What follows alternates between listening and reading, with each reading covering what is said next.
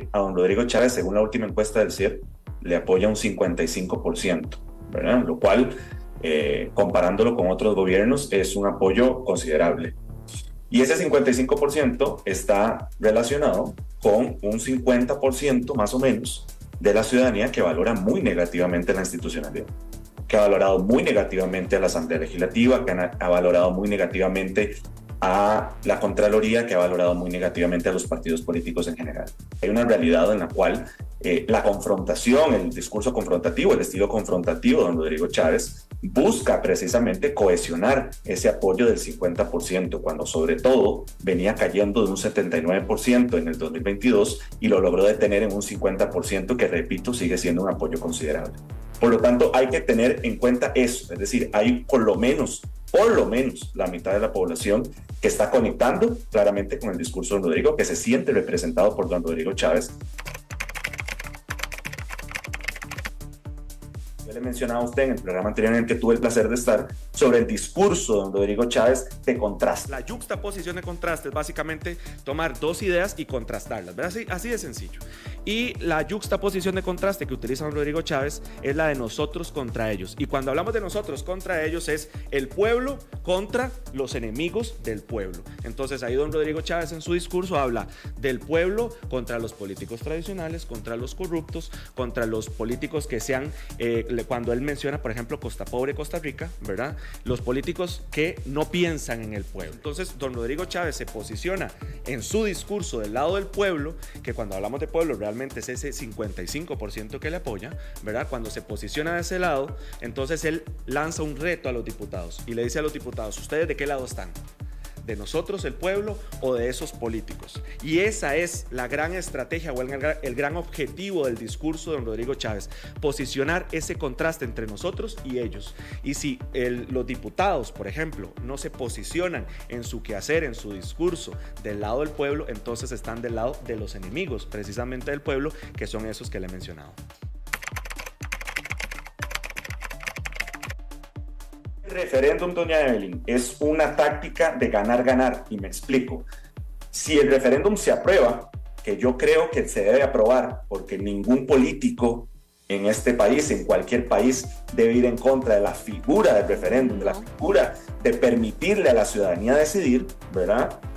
Si se aprueba, pues se impone, dicho coloquialmente, don Rodrigo Chávez, y le dice a los diputados: vean, están del lado del pueblo, porque yo les pedí que estuvieran del lado del pueblo y, dicho coloquialmente, me hicieron caso. Sí. Si se oponen al referéndum, entonces también se refuerza el discurso de don Rodrigo Chávez de decir: vean, ahí están los enemigos del pueblo que no quieren que el pueblo vote. Sabemos muy bien que don Rodrigo Chávez no será el candidato en el 2026, pero ese apoyo lo heredará, no necesariamente todo ese apoyo, pero lo heredará algún sucesor o sucesora oficial propiamente de don Rodrigo Chávez, ¿verdad? Para poder seguir o continuar su proyecto político en el gobierno. Si partimos de la premisa, por ejemplo, que tiene un 50% de apoyo y su sucesor o sucesora hereda la mitad de ese apoyo, sigue siendo un apoyo muy alto en comparación con una oposición desarticulada. ¿Se da cuenta?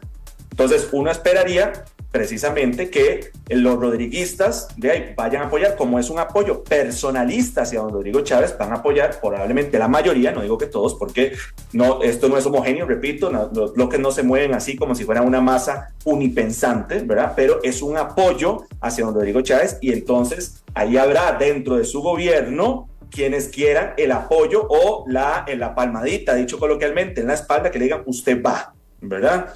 Y entonces, en función de eso, por supuesto, hay que preguntarse también otra cosa: ¿podrá cohesionar el chavismo en una sola figura? ¿Podrá detener la salida de otras figuras potables dentro de ese gobierno?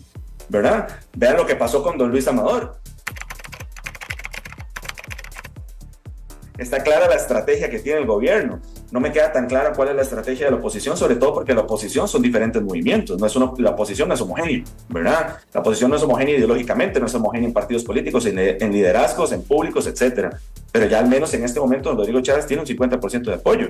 Y entonces también podría salir perdiendo con el referéndum. ¿Qué pasa si pierde el referéndum? ¿Verdad? Si se hace el referéndum y si pierde la postura del gobierno.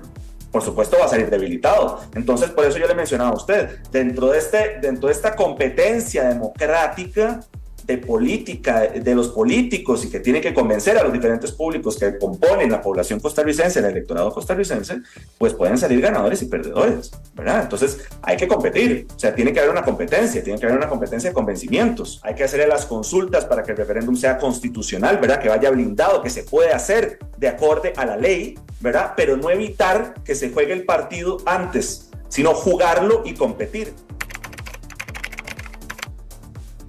Las instituciones también tendrán que entrar a la competencia del convencimiento, ¿verdad? Sí. Para mejorar la opinión que recae sobre ellas y legitimarse. Por lo tanto, las instituciones también tienen que ver esto como una oportunidad, que si se da el referéndum, que puedan defenderse por sí solas, que puedan defender su trabajo y que puedan convencer a la gente de que esas instituciones están para la gente, ¿verdad? Es una oportunidad para ambos bandos, es una oportunidad para que la gente vuelva a creer en política, y para que la gente vuelva a creer en la política de este país, le toca precisamente a los políticos, a las instituciones, trabajar mejor para convencer.